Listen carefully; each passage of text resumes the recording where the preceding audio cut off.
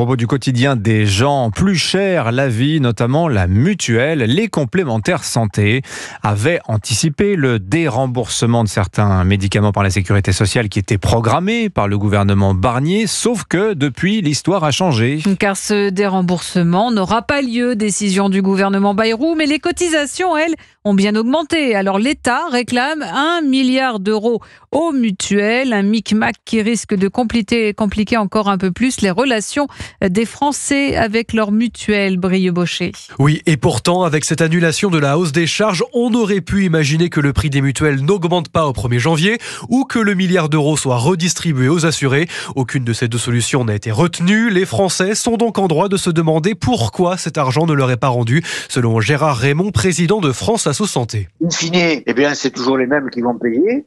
Ce sont les citoyens et les assurés qui vont payer ce petit jeu de passe-passe. Du côté des complémentaires santé, on assure que cette augmentation des cotisations était nécessaire, car les soins coûtent de plus en plus cher, explique Florence Lussmann, présidente de France Assureur, le principal représentant du secteur. La hausse continue des dépenses de santé, des dépenses nouvelles comme le vaccin contre la bronchiolite pour les bébés, ça explique les augmentations de tarifs. Il n'y a pas d'argent caché. Et un Français doit débourser en moyenne 100 € par mois pour sa complémentaire santé, un tarif qui a augmenté de près de 27% en 5 ans. Brieux-Baucher pour